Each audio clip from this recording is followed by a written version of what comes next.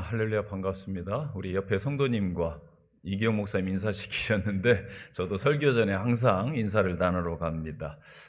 은혜의 시간이 됩시다.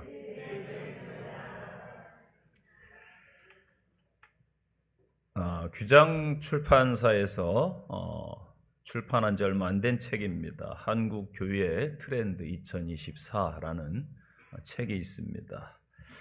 한국 교회의 현 주소를 예리하게 파헤치고 또 대안을 제시해 주는 그러한 책입니다. 23년도를 돌아보면서 23년도를 대표했던 것이 플로링 크리스천이다, 그렇게 이야기를 합니다. 본 교회 외에 다른 교회의 예배 설교를 듣는 크리스찬들이 많아졌다. 저희 교회도 보니까 젊은 분들이 제 설교보다는 또 다른 훌륭하신 목사님들의 설교를 겸해서 듣는 그러한 사람들도 있는 것을 알게 되었습니다. 온라인상에 붕 떠서 다니는 현대 크리스찬을 일컫는 말이라고 합니다. 또 다른 특징으로 NR이라는 그러한 용어를 써가지고 그러한 교인들이 이 땅에 있다, 그것을 또 특징으로 꼽고 있습니다. 영어의 약자인데요, spiritual but not religious 약자입니다. 영적이지만은 종교적이지 않다. 기독교 신앙과 영성을 가지고 있는데 교회에는 나가지 않겠다. 교회를 거부하는 사람들이 현재 기독교인 중에 거의 28% 가까이 있다고 합니다. 그래서 흔히 말할 때에 이 가나안 성도, 뒤집으면은 안 나가, 그러한 성도들의 특징이 한국 교회의 코로나 이후의 특징이 되었다라는 것입니다. 코로나 이후에 한국 교회는 새로운 패러다임에 접어든 것이 사실입니다. 이 마지막 때에 그래서 엘리야의 영성이 필요합니다. 다시 일어섬이 필요한 것이지요. 하나님 주시는 음성을 듣고 다시 24년을 새롭게 시작하는 목회자, 목사님들, 또 사모님들, 성도님들 되시기를 바랍니다. 또 마크 맨슨이 쓴 신경 끄기의 기술, 제목이 좀 거슬릴 수도 있습니다. 그러한 책이 있습니다. 이 저자는 학창 시절에 마약 문제로 퇴학을 당했던 문제아였습니다. 우여곡절 끝에 대학에 진학했는데 대학을 졸업 후에도 백수로 한동안 지내면서 인생의 목표를 찾지 못했지만은 지금 현재는 전혀 다른 삶을 살고 있습니다. 수백만 명의 팔로워를 거느린 그의 미디어 파워는 무시할 수가 없습니다.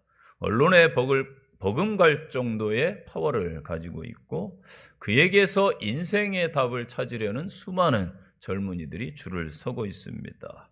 이 부코스키라는 사람인데 한평생 그는 생겨먹은 대로 살았다. 그의 천재성은 엄청난 역경을 극복했다거나 출세해서 당대 문호가 되었다는 데 있지 않다. 오히려 그 반대이다. 부코스키는 자신을 특히 가장 못난 모습을 숨김없이 드러냈으며 결점을 태어나게 세상과 공유했다. 그의 천재성은 이러한 단순한 능력 안에 있다. 부코스키가 성공한 진짜 이유는 그가 자신의 실패에 초연했기 때문이다. 그는 성공 따위에 신경을 끄고 살았다. 그래서 이제 제목을 그곳에서 신경 끄기의 기술로 뽑아냈습니다.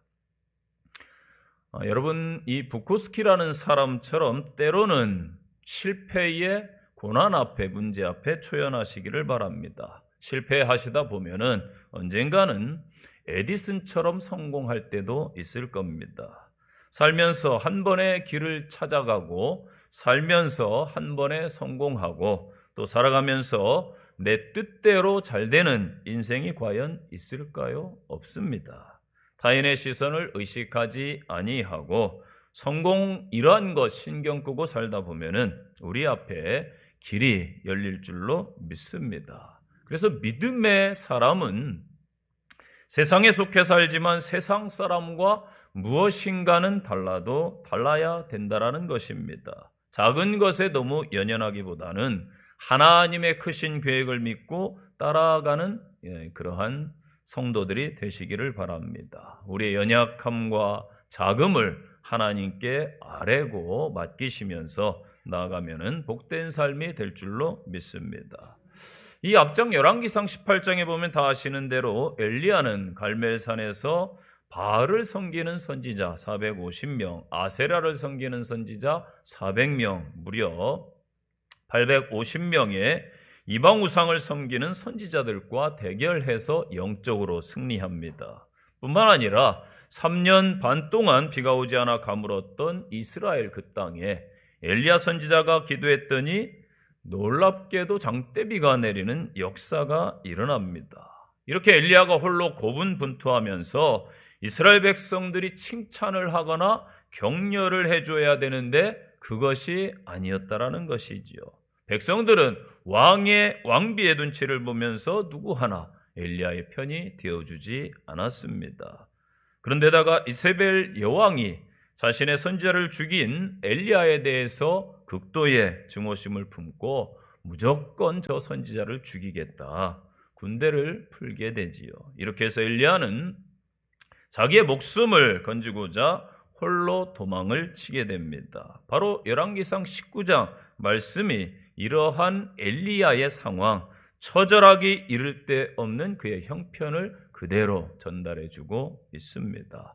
오늘 말씀을 통해서 은혜의 시간이 되시기를 바랍니다. 첫째는 동굴 속에 하나님은 찾아오신다라는 것이지요. 당시 아방보다 더 큰 권세를 가진 왕후 이세벨이 자기가 섬기는 측근 선지자들을 다 죽였기 때문에 분노하고 얼마나 도끼가 찼던지 내일 이맘때까지 내가 엘리야를 죽이지 아니하면은 내가 믿는 신들이 나에게 벌을 내릴 것이다, 그렇게 말을 합니다. 그게 이제 2절 말씀이지요.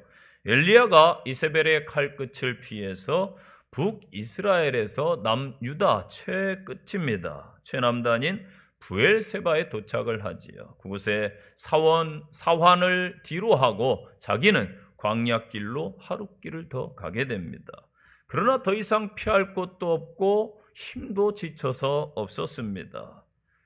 그러니 인간 엘리야는 좌절하지 않을 수가 없습니다. 좌절은 용기나 기운을 완전하게 잃어버린 것을 뜻합니다. 아주 주저앉아서 일어날 힘이 없는 그러한 상태입니다. 그래서 엘리야는 극단적으로 내가 차라리 죽었으면 좋겠습니다 라고 하나님 앞에 기도합니다. 이런 기도도 있습니다. 여러분 어떠합니까?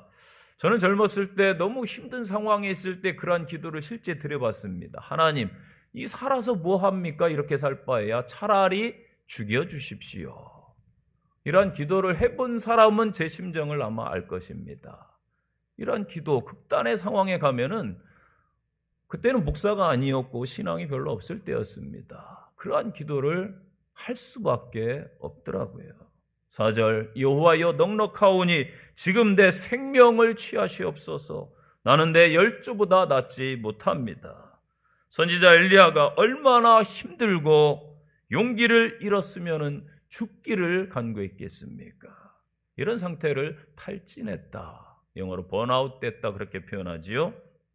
즉 기름이나 장작불이 다 타버린 상태를 말하고 심지가 다 타버린 상태, 장작이 다 타가지고 검은 순만 남은 상태를 말합니다. 여러분, 누구나 동굴에 들어갈 수 있습니다. 저는 목회를 하면서 그렇게 죽음 앞에 이른 수많은 사람들을 30년 목회를 하면서 무수히 보아왔습니다. 지금도 저희 교회 안에도 동굴에 이른 사람들이 많이 있습니다. 누구나 여러분 동굴에 들어갈 수 있어요. 너무 자만해서도 안 되고요.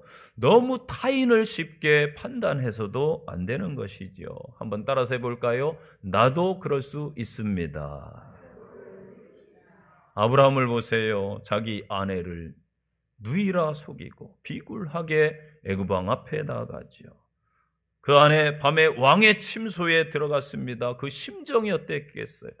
나중에 얼마나 자신이 아브라함은 한심했겠습니까? 베드로를 보세요. 예수님 앞에서, 제자들 앞에서 큰 소리 쳤는데 그 작은 여자의 앞에서 주님을 3번씩 부인하는 자신을 봅니다. 얼마나 자신이 미웠겠습니까? 엘리야도 로뎀나무 아래서 죽여달라고 고백하고 있지요. 이세벨이 무서워서 도망친 자신이 한없이 부끄러웠을 것입니다. 그러나 우리는 알아야 됩니다. 하나님께서 함께 하시지 않는 우리 성도는 사실, 우리 목회자들은 사실 아무것도 아니에요. 인정해야 됩니다. 우린 동굴 속에서 실패와 연약함을 통해서 내가 한없이 연약한 존재라는 사실을 새롭게 발견할 것입니다. 스스로 할 수 있는 것이 없다라는 것을 고백하게 됩니다. 이때 비로소 겸손해지지요. 하나님의 도움이 필요한 존재임을 깨닫게 됩니다. 나의 나된 것은 내가 아니요 오직 나를 등하게 하신 하나님의 은혜였습니다라고 고백을 하게 됩니다. 우리가 가진 연륜, 삶의 경험들, 지혜와 지식이 사실 대단한 것 같은데 아주 작은 문제 앞에, 작은 일 앞에 여지없이 무너질 때도 있는 연약한 존재들입니다. 이 사실을 알 때에 남을 정죄하지 않을 수 있고요, 이것을 알 때에 인생을 보는 눈이 새롭게 열립니다. 이것을 알 때에 오늘 스스로 이 하루도 내 힘으로 살아가는 것이 아니구나, 겸손함을 얻게 되지요. 9절 말씀 보세요. 엘리야가 그곳 굴에 들어가 거기 머물렀다. 아멘. 사람들이요, 문제가 생기면은 자신의 동굴에 누구나 들어갈 수 있습니다. 특히 남자들이 도피 경향이 있지요. 동굴에서 그때는 스스로 나올 때까지 기다려주고 그럼 스스로 어느 때는 나옵니다. 그런데 문제는 동굴에 익숙해지면 안 되는 것이지요. 동굴에 처음 들어갈 때는 어두컴컴한데요, 조금 지나면 곧 익숙해집니다. 자기만의 세상, 동굴은 당장 편할 수 있지요. 그러나 그곳에 계속 갇혀 있으면 세상과 단절되는 것입니다. 오늘의 성도는요, 세상 속에서 세상과 마주하면서 세상을 거스르는 믿음의 성도가 되어야 합니다. 세상과 적당히 타협하고요, 세상을 회피하는 성도를 주님은 원치 않습니다. 14절 이스라엘 자손이 주의 언약을 버리고 주의 제단을 칼로 주의 선지자들을 헐고 죽이고, 엘리야는 두려움 때문에 숨었지요. 사람은 누구나 두려움이 있습니다. 강한 것 같은데 사실은 한없이 연약한 존재가 인간입니다. 왜 그럴까요? 아담과 하와가 하나님께 죄를 범함으로 하나님의 낯을 피해서 숨어요. 그때부터 두려움이 찾아옵니다. 엘리야도 인간이에요. 그도 두려웠습니다. 하나님이 함께 하셨기 때문에 강했던 것이지만은 인간 엘리야는 사실 아무 힘이 없습니다. 이 땅의 사람들이 큰 소리치고 살아가지요. 그러나 사실 죄악 속에 숨어 있어요.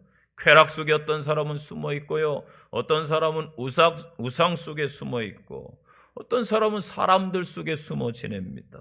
어둠 속에 악한 영 뒤에 숨어 지내는 사람도 있습니다. 여러분, 악한 세력 어둠의 영은 하나님의 사람에 끊임없이 도전하고 있다는 사실을 기억하십시오.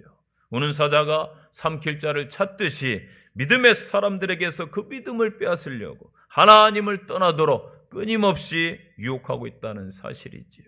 믿음의 길에 언제나 좋은 일만 일어나는 것은 아닙니다. 다윗은 사망의 음침한 골짜기를 내가 걷고 있다라고 고백했습니다.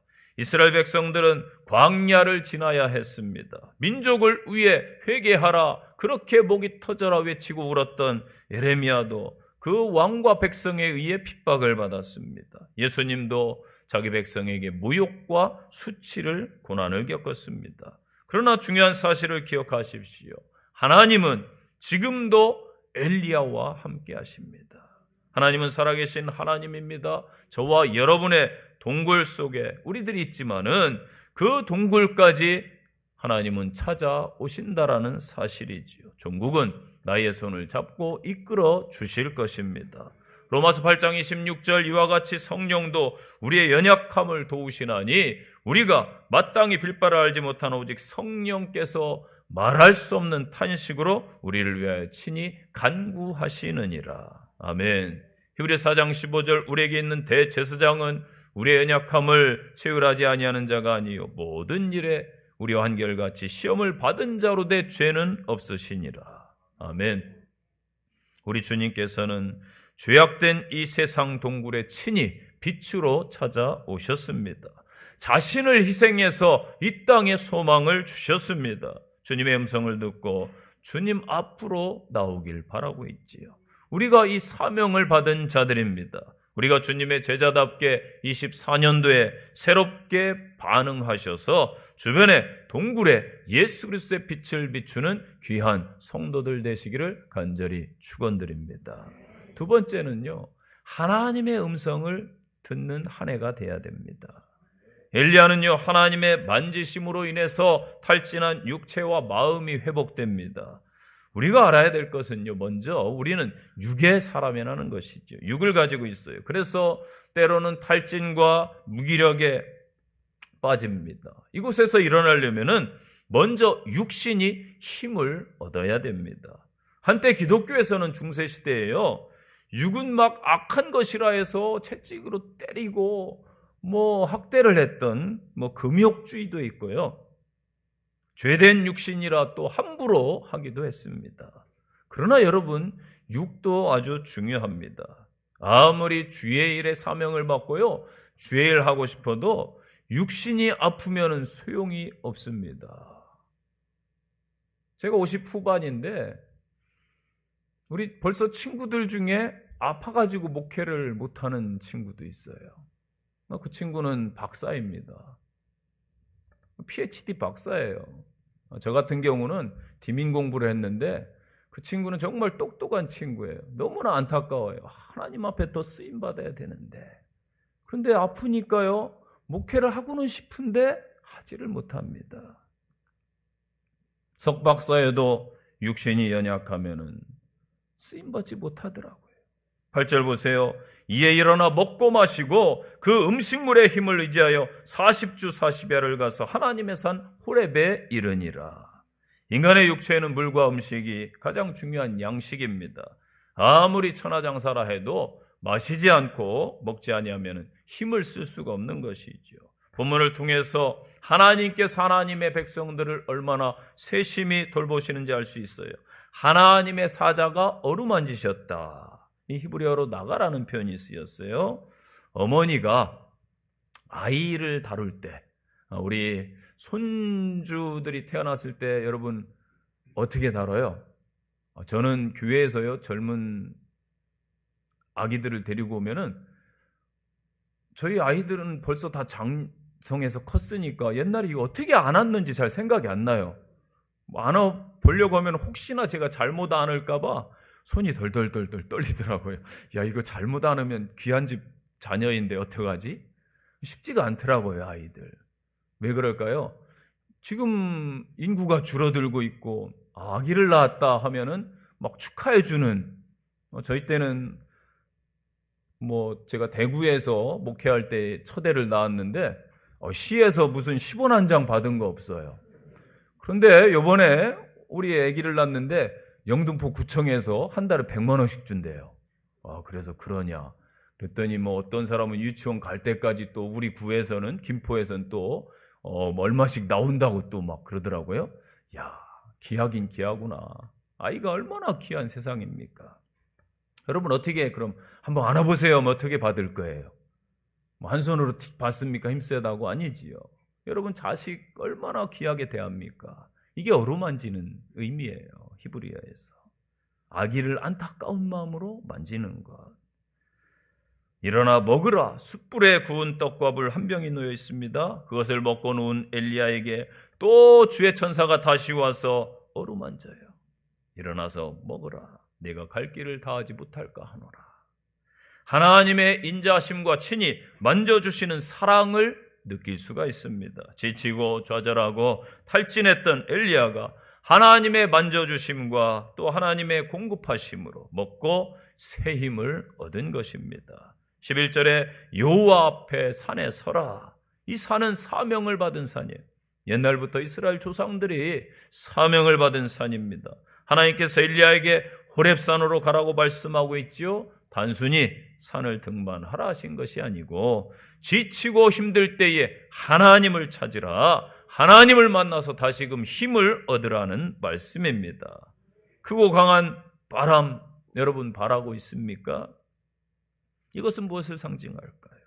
지진이 있으나 지진 가운데도 하나님은 계시지 않았습니다. 12절 불이 있으나 불 가운데도 여호와께서 계시지 아니했습니다. 여기 나타나는 강한 바람, 지진, 불과 같은 현상은 하나님께서 자신을 보여주신 계시하신 방법이지요. 그런데 본문을 보면은 여기에 계시지 아니하더라. 3번이나 반복되어 나타납니다. 이것은 무엇을 의미할까요? 엘리야는 하나님의 임재 방법을 잘 알고 있었습니다. 하나님이 어떤 분이신지 체험했습니다. 승리의 하나님, 권능의 하나님, 하늘에서 불을 내려서 당신의 백성들을 괴롭히고 주님을 알지 못하는 이방 사람들을 불살라버리시는 심판의 하나님, 때로는 진노의 하나님, 그 하나님을 믿고 알고 있습니다. 하나님께서 엘리야가 하나님을 온전히 이해하기를 바라셨습니다. 사람은 자기가 경험한 방법 외에는 하나님의 모습을 보지 못합니다. 어떤 점에서는 아주 편협하다라고 말할 수 있는데 하나님을 온전히 내가 아는 것처럼 생각하기 쉽다라는 것이지요. 이스라엘 백성들 보세요. 자기들은 하나님을 잘 섬기고 잘 안다라고 자부했습니다. 그런데 정작 그들은 초림 예수를 배척했고요. 심지어 십자가에 못 박습니다. 이게 어쩌면은 우리의 모습인지도 모릅니다. 우리는 너무나 현상에만 치우친 신앙은 아닌가, 보이는 것 그러한 신앙은 아닌지 돌아봐야 되겠지요. 우리는 내 기준에 하나님을 믿고 있지는 않은지 돌아봐야 됩니다. 엘리야는 자신이 가장 힘들고 어려울 때에 실패한 순간에도 함께 하시는 하나님을 체험합니다. 12절 세미한 소리가 있는지라. 오늘날 많은 크리스천들이 하나님의 음성을 듣고 싶다고 합니다. 성경에 나오는 사람 중에 하나님의 음성을 들었던 사람들은 모두 다 변화되어 하나님의 뜻을 이루는 삶을 살았습니다. 하나님의 음성을 듣는 것이 무슨 한 번의 신기한 경험으로 끝난 게 아니고 지속적인 하나님과의 교제를 삶으로 이어지게 했던 것이지요. 그리고 그 사람을 통해 하나님은 하나님의 뜻을 이루시는 것입니다. 하나님의 음성은요, 엘리야가 생각했던 것과는 다른 채널로 들려왔다라는 것이지요. 또 하나 분명한 것은 하나님의 음성을 듣는 훈련이 필요하다. 왜냐하면은 하나님의 음성이 세미한 음성으로 조용하고 부드러운 음성으로 들려왔기 때문입니다. 오늘날 하나님의 음성 듣기라는 주제로 수많은 책들도 있고요, 세미나도 많습니다. 그런데 이러한 것이 사실은 전부는 아니라는 거예요. 저는 집에서 제 아내의 마음을 읽을 수가 있습니다. 아내가 제게 직접 말하지는 않고 저를 딱 쳐다봅니다. 그러면 제가 음식 쓰레기 버리라는 것이구나. 딱 캐치해요. 아내가 또 딱 쳐다봅니다. 오늘 청소기 돌리라고 하는구나. 말은 않는데 음성이 들려요. 왜 그럴까요? 오랜 친구는 함께 있으면 편안합니다. 말하지 않아도 서로 압니다. 그래서 저는 아내에게 절대 거짓말을 안 해요. 여자들은 직감적으로 더 느끼기 때문에 일찍 깨달았어요. 그 전에 일부러 거짓말 몇 번 해봤더니 다 알더라고요. 그래서 여자에게는 하면 안 되는구나. 하나님이 그렇게 만들어 놓으셨구나. 일찍 깨달았어요. 절대 안 합니다. 물론 목회하면서 거짓말하면 안 되겠지요. 하얀 거짓말일지라도 다 알더라고요. 오랜 친구는 알아요, 서로. 여러분 친구라고 하는데 아주 불편해. 그러면 어떻게 해야 될까요? 정리해야 됩니다. 그런 땐 과감하게 크리스찬들이 사랑이 있어야죠. 그건 사랑이 아닙니다. 정리할 때는 정리하고. 그럼 죄도 여러분 사랑할 거예요? 마귀도 사랑할 거예요? 세상 것도 다 사랑할 겁니까? 사랑이 있어야 되는데 품어야지. 아니에요. 하나님과의 관계도 여러분 똑같습니다. 하나님과 친밀한 교제가 있어야 음성이 들릴 게 아닙니까? 하나님과의 관계가 회복되고 하나님과 나누는 교제 시간이 많아지면은 하나님의 음성은 자연적으로 들리는 거예요. 어렵지 않습니다. 그런 걸 뭘 기독교인들이 몇십 년 신앙생활 했는데 훈련을 받아야 되고 어디 가서 세미나를 목회자들이 들어야 된다는 거에 저는 의구심을 가져요. 요란한 바람도 지진도 불도 아닌 세미한 음성으로 하나님께서 임하신 것이죠. 세미한 소리는 고요한 가운데 들려주시는 아주 부드러운 주님의 음성입니다. 하나님의 음성을 들었던 엘리야는 그동안 잃었던 영성을 다시 회복했습니다. 새 힘을 얻게 됩니다. 그에게 주신 사명을 다시 점검하게 되었습니다. 여러분에게도 24년 하나님의 음성이 임해서 동일한 역사가 일어나시기를 축복합니다. 마지막 주시는 말씀, 이제 하나님의 음성을 들었으니까 내 길을 돌이켜라 말씀을 주십니다. 13절 하나님께서 엘리야에게 묻는 거지요. 내가 어찌하여 여기 있느냐? 이 말씀은 돌이키라는 거예요. 오늘 주님은 저희들에게 말씀하시지요. 내가 어찌하여 여기 있느냐? 이제는 돌이켜라. 23년도처럼 똑같이 살래? 이제는 열심을 좀 내봐라. 내 사명을 좀 감당해봐라. 이제는 주를 위해서 좀 살아봐라. 주님의 음성을 들으시기를 바랍니다. 14절 저가 대답하되 내가 만군의 여호와를 위하여 열심히 유별했습니다. 이는 이스라엘 자손이 주의 언약을 버리고 주의 단을 헐며 칼로 주의 선지자를 죽였으며 오직 나만 남았거늘 저희가 내 생명을 찾아 취하려 합니다. 자, 보세요. 하나님의 질문 앞에 엘리야는 전혀 다른 대답을 해요. 엘리야의 대답을 분석하면 재미난 결과가 나옵니다. 엘리야는 지금 일로서 대답하고 있습니다. 하나님은 지금 내가 무슨 일을 했느냐라고 말하는 것이 아니에요. 이 짧은 문장 속에 나라는 단어가 3번이 나옵니다. 엘리야는 자기 일과 자기 자신에게 관심이 있었습니다. 하나님의 일을 하면서 지금까지 사실은 자신의 충족, 만족을 위한 것이었습니다. 그러나 하나님의 관심은 달라요. 내가 큰 일을 하건 기적을 행하건 하늘에서 불을 내리건 사람들의 박수를 받건 혹은 실패를 했건 내게 중요한 것은 나와 함께 동행하며 나를 인정하고 내 문제를 나에게 맡기는 거야. 하나님의 목적이 이것입니다. 여러분의 삶에 혹 변화가 없습니까? 말씀을 듣는데 가슴속에 약동함이 없습니까? 기도하는데 응답이 별로 없습니까? 말씀을 보긴 보는데 잘 못 깨닫고 말씀을 읽는 것이 기쁘지 않습니까? 그렇다면은 영적 침체에 있는 거예요. 오랫동안 그렇게 생활해 왔기 때문에 당연하게 우리는 느끼지 못하고 의식하지 못하고 받아들이고 있는 것에 불과하지요. 내 속에 영혼을 향한 열정이 없습니까? 그렇다면은 영적인 침체기에 있는 거예요. 여러분들이 기도하는데 전도 대상자를 위해서 한 주에 한 번도 기도 못한다? 목회자들도 마찬가지입니다. 늘 리스트가 있어야 돼요. 전도할 대상자들. 새벽 기도할 때마다 하나님 이 영혼 어떡합니까? 이 영혼, 이 영혼, 이 영혼.